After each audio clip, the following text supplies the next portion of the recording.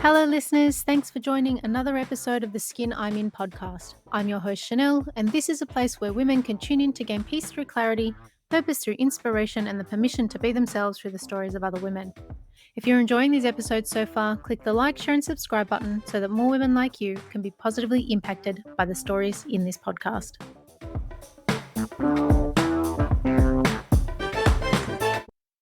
Today's guest has an incredibly fascinating story to tell, and I'm so excited that it is with us that she'll be sharing it for the first time. My guest lost her mother at the age of 6, was put into foster care for the next 10 years, decided at 22 that she needed to restart her life in a place where no one knew her name, and relocated from the UK to Melbourne, Australia, where she had no network. Her resilience and her tenacity to create a new narrative and rebuild her life found her carving out a successful career in recruitment, being a $1 million biller, winning industry awards, and successfully killing it in boutique and global firms. She is a woman navigating her way through a male-dominated industry. She is a wife. She's a stepmom. She is Jade Melia. Welcome to the podcast, Jade. Thank you for having me. Appreciate it. This is very exciting. Yeah. So a little bit nerve-wracking as Yeah. well.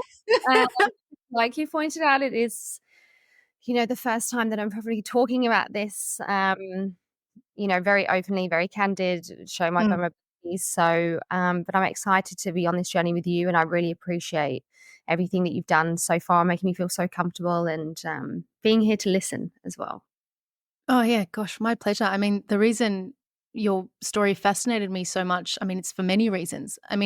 On one hand, I think of the trauma you would have experienced really early on in life and how it would have profoundly influenced the decisions you made from that time onwards. And I'm curious to find out how that shaped you as a woman.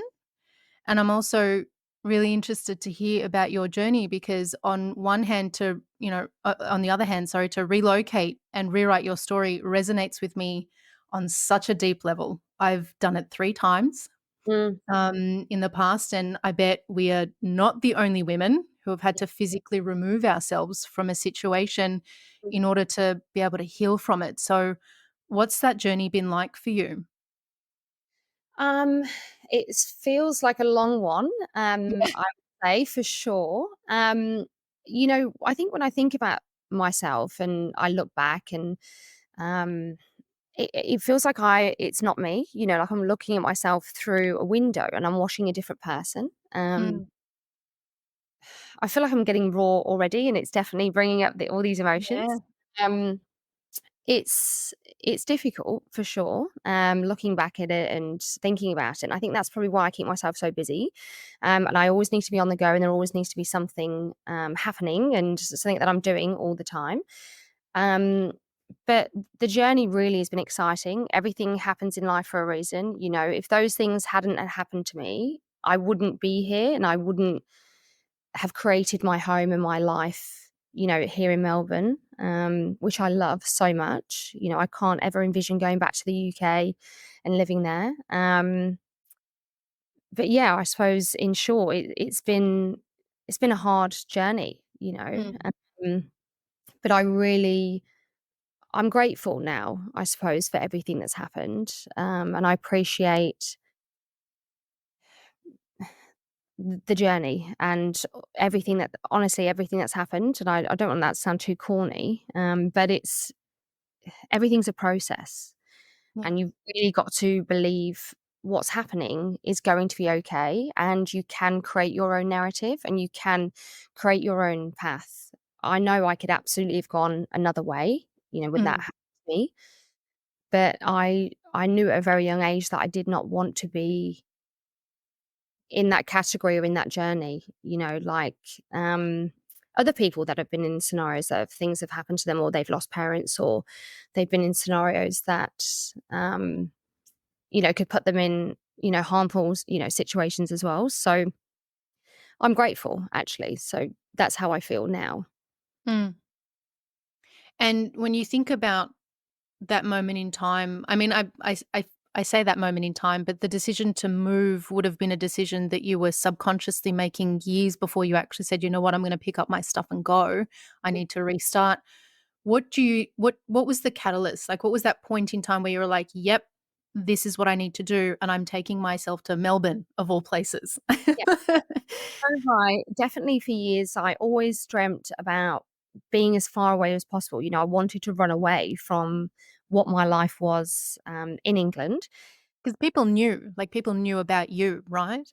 Yeah, they did. When my mum died, it was on the front cover of the local newspaper. There was a picture of me, my mum, and my dad, who I thought was my blood dad. Obviously, at the time, he was with my mum when my mum was alive. Um, so everyone knew me as Jade, who lost her mum at 6 years old. Poor Jade. And it felt like that narrative was just like a black cloud, just following me around everywhere. I think the final pointers for me when I knew I just needed to get out was, coming into my own, being, 16, 17, 18, going out with my girlfriends and my friends out in the town where I'm from. And I'd bump into my mum's friends as well, because they're out, in the bars and clubs and Yeah. having wines together. And, they'd have a few drinks and they'd see me and they'd be quite emotional. You look so much like your mum. And they'd be quite emotional, which is lovely because they want to talk to me and they're embracing me. They were my mum's best friends, but it just felt claustrophobic, and I really wanted to just run away. I wanted to be someone that people didn't know. I didn't want to be that person who lost their mum and feel sorry for me. I really just wanted to start over Yeah. and just be someone new and prove, that I could do things for myself because of me, not because, oh, I'm the person that lost her mum when she was young and, the person that was in foster care for 10 years.